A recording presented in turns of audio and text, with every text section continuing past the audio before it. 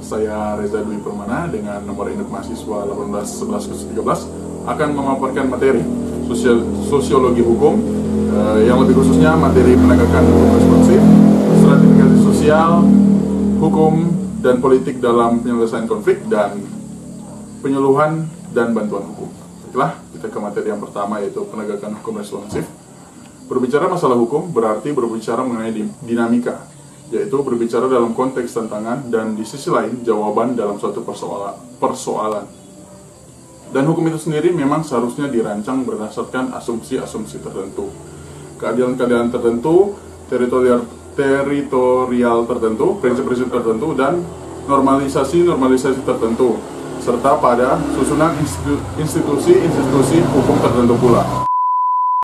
Sebagaimana pendapat Satjipto Raharjo yang berpendapat bahwa hukum dirancang berdasarkan keadaan normal.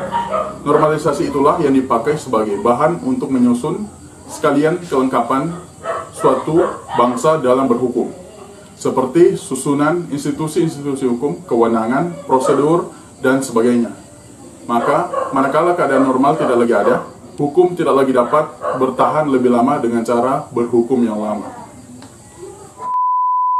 Hukum responsif mencakup 3 tahapan. Pertama, hukum represif, hukum otonom, dan hukum responsif. Hukum represif adalah saat negara poverty of power, sumber daya kekuasaannya lemah, sehingga harus represif. Lalu tahap selanjutnya yakni hukum haruslah otonom, yakni saat kepercayaan negara makin meningkat, perkembangan mengecil. Birokrasi dipersempit menjadi rasional. Hukum dibuat dan secara profesional di lembaga negara tanpa kontaminasi dan subordinasi oleh negara. Lalu tahap paling akhir yaitu hukum responsif, yakni hukum sebagai alat untuk mengatasi kekakuan dan tak sensitifnya hukum terhadap perkembangan sosial. Senantiasa dikurangi dan kewenangan membuat hukum diserahkan kepada unit-unit kekuasaan yang lebih rendah agar lebih memahami inti persoalan. Produk hukum yang berkarakter responsif, proses pembuatannya bersifat partisipatif, yakni mengundang sebanyak-banyaknya partisipasi semua elemen masyarakat, baik dari segi individu ataupun kelompok masyarakat, dan juga bersifat aspiratif yang bersumber dari keinginan atau kehendak dari masyarakat. Artinya, produk hukum tersebut bukan kehendak dari penguasa untuk melegitimasikan kekuasaannya. Baiklah, materi yang kedua, stratifikasi sosial. Istilah kata stratifikasi sosial berasal dari bahasa Latin, yakni stratum, yang berarti tingkatan, serta socius, yang berarti masyarakat atau teman. Sehingga bila kita tarik pengertian stratifikasi sosial tersebut secara umum bisa kita sebut sebagai tingkatan sosial yang terdapat di dalam masyarakat.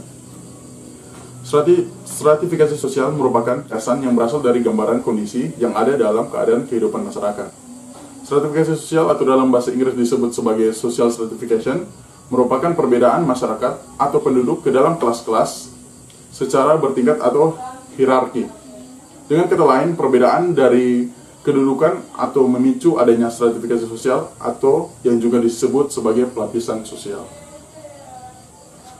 Perwujudan dari adanya fenomena stratifikasi sosial atau juga disebut pelapisan sosial ini, yaitu terdapat perbedaan golongan, tingkatan, atau kedudukan, ataupun kelas. Yang pertama, dasar stratifikasi sosial. Terdapat dasar kekayaan, dasar kekuasaan dan kewenangan, dasar kehormatan, dan dasar ukuran ilmu pengetahuan. Yang kedua, fungsi stratifikasi. Pertama, sebagai suatu alat yang digunakan untuk pendistribusian hak dan juga kewajiban. Sebagai contoh dalam menentukan kedudukan, jabatan, penghasilan, dan lain sebagainya. Kedua, sebagai alat untuk mempersatukan dengan pola mengkoordinasikan terhadap bagian-bagian yang ada dalam struktur sosial yang berfungsi untuk mencapai yang sudah ditentukan sebelumnya. Yang ketiga, sebagai alat untuk penempatan individu ataupun seseorang dalam suatu strata atau lapisan tertentu dalam struktur sosial. Yang keempat, sebagai penentu tingkatan mudah atau tidaknya dalam bertukar status ataupun kedudukan di dalam struktur sosial. Yang kelima, yang terakhir, untuk memecah memetakan berbagai persoalan yang terjadi di dalam lingkungan masyarakat, serta untuk mendorong masyarakat agar dapat bergerak sesuai fungsinya. Materi berikutnya, hukum dan politik dalam penyelesaian konflik. Negara sebagai lembaga yang akan mewujudkan harapan masyarakat kepada kehidupan yang tertib, adil, dan sejahtera. Pemerintahannya harus mampu menciptakan stabilitas politik, sehingga keputusan-keputusan hukum dapat dilaksanakan secara konsisten dalam upaya menuju kepada kepastian hukum dan ketertiban dan kesejahteraan masyarakat. Demikian juga halnya dengan kekuasaan politik yang dijalankan oleh pemerintah bersama lembaga-lembaga kenegaraan lainnya. Harus sesuai dengan konstitusi yang telah disepakati bersama demi tegaknya negara hukum. Dalam hal ini, semua komponen bangsa, baik masyarakat, organisasi sosial, dan politik, harus secara sadar melaksanakan tugas dan kewajiban sesuai dengan aturan hukum. Hukum hanyalah salah satu alat kontrol sosial dalam masyarakat. Fungsi hukum sebagai alat pengendali sosial dapat diterangkan sebagai fungsi hukum untuk menetapkan tingkah laku mana yang dianggap merupakan penyimpangan terhadap aturan hukum, dan apa sanksi atau tindakan yang dilakukan oleh hukum jika terjadi penyimpangan. Baiklah, lanjut ke materi terakhir tentang penyuluhan dan bantuan hukum.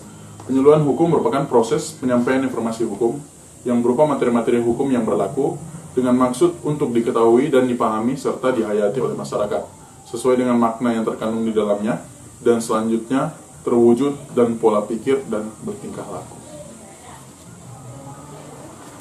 Penyuluhan hukum diselenggarakan dengan tujuan mewujudkan kesadaran hukum masyarakat yang lebih baik, sehingga setiap anggota masyarakat menyadari dan menghayati hak dan kewajiban sebagai warga negara dan mewujudkan budaya hukum dan sikap dan perilaku sadar, patuh, dan taat terhadap hukum secara menghormati hak asasi manusia.